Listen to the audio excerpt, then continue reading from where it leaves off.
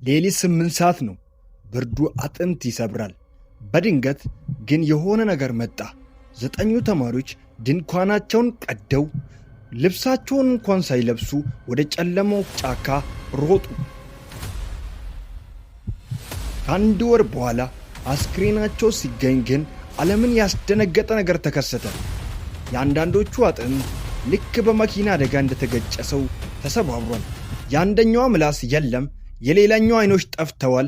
የሚገርመው ግን በአካባቢያቸው የሌላ ሰውም ሆነ የከባድ መኪና ፈለግ አልነበረም።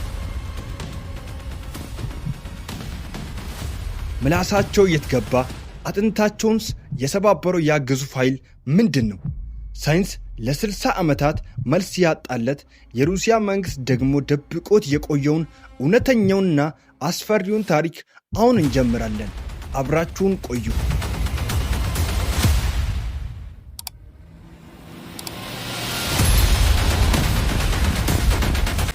ታሪኩ የሚጀምረው በ1959 ዓ.ም በሶቪየት ኅብረት በረዷማ ተራሮች ላይ ነው። 10 የዩኒቨርሲቲ ተማሪዎች ለየት ያለ ጉዞ ለማድረግ ተነሱ። ሁሉም ጎበዝ፣ ልምድ ያላቸውና ጠንካሮች ነበሩ። ነገር ግን ከዚያ ጉዞ 9ኙ በሕይወት አልተመለሱም። አስክሬናቸው ሲገኝ ግን መላው ዓለም በድንጋጤ ተናወጠ። ድንኳናቸው ከውስጥ በቢላ ተቀዶ ነበር። ተማሪዎቹ በዚያ እስከ አጥንት በሚዘልቅ ብርድ ያለ ጫማ ያለ ልብስ ድንኳኑን ጥለው ለምን ሸሹ? በአካላቸው ላይ የታየው ጉድስ ለምን ከሰው አቅም በላይ ሆነ? አንዳንዶቹ አጥንታቸው ተሰባብሯል፣ ምላሳቸው ተቆርጧል። በልብሳቸው ላይ ደግሞ ገዳይ የሆነ የራዲዮ አክቲቭ ጨረር ተገኝቷል።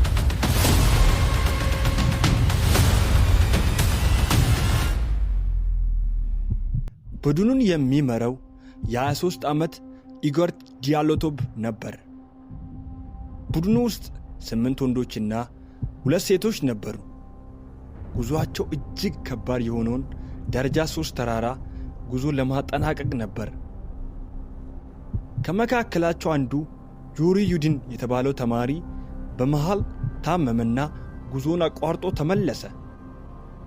ይህ ህመም በሕይወት እንዲቆይ ያደረገው አጋጣሚ ነበር።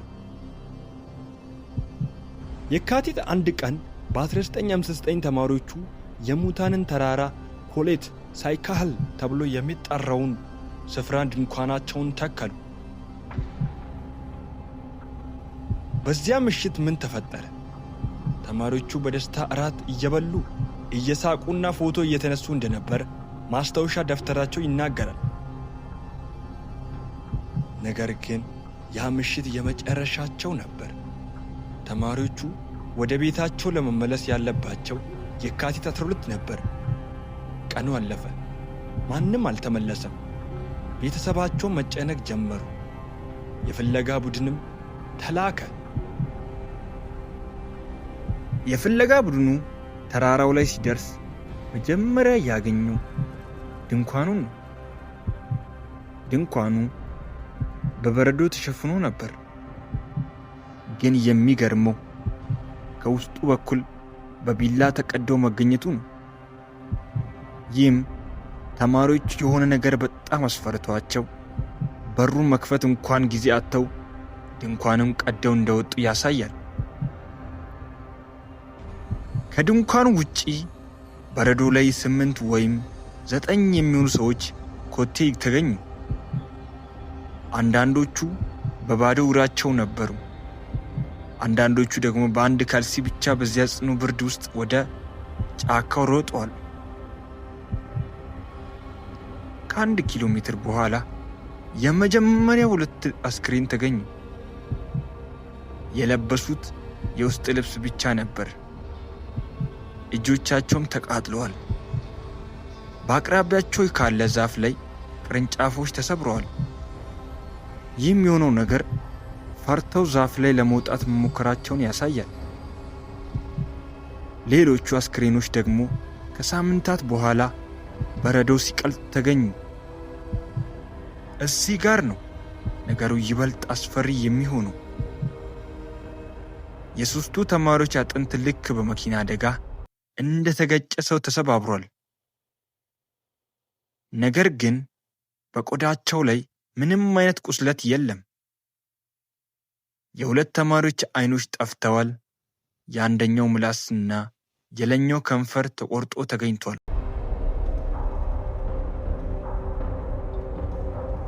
ይህንን ግድያ የፈጸመው ምንድን ነው? 5 ዋና ዋና መላምቶች አሉ። አንደኛ፣ የማንሲ ነገዶች። በአካባቢው የሚኖሩ ጎሳዎች ተማሪዎቹን የተቀደሰ ቦታችንን አረከሱ ብለው ገድሏቸዋል ተባለ። ነገር ግን በረዶው ላይ ከ9 ተማሪዎች ውጪ የሌላ ሰው ፈለግ አልነበረም። የበረዶ ሰው። ሁለተኛ፣ ተማሪዎቹን ያጠቃቸው ግዙፉ የበረዶ ሰው ነው የሚሉ አሉ። ይህ መላምት የአጥንቶቻቸውን መከስከስ ሊያስረዳ ይችላል። ግን ለምን ልብሳቸው ላይ የራዲዮ አክቲቭ ጨረር ተገኘ? ሶስተኛ፣ የሶቪየት ምስጢራዊ ሙከራ። በዚህ አካባቢ የሶቪየት መንግስት ምስጢራዊ የጦርነት መሳሪያ ሙከራ ያደርግ ነበር ተብሎ ይታመናል። ተማሪዎቹ በድንገት ቦምብ ሲፈነዳ ወይም ኬሚካል ሲረጭ አይተው እንዲገደሉ ተደርጎ ይሁን? የልብሳቸው ጨረር ይህንን ያጠናክረዋል። አራተኛ፣ ከሌላ ፕላኔት የመጡ ፍጡራን። በዚያ ምሽት በአቅራቢያው የነበሩ ሌሎች ተጓዦች በሰማይ ላይ ብርቱካናማ የሚበሩ ኳሶችን ማየታቸውን መስክረዋል። አምስተኛ፣ ኢንፍራሳውንድ። ሳይንቲስቶች ንፋሱ ከተራራው ጋር ሲጋጭ በሰው ጆሮ የማይሰማ ግን አይምሮን የሚያሳብድ ድምፅ ይፈጥራል ይላሉ። ይህ ድምፅ ተማሪዎቹን አሳብዷቸው ድንኳኑን ቀደው እንዲወጡ አድርጓቸዋል የሚል ሳይንሳዊ ግምት አለ።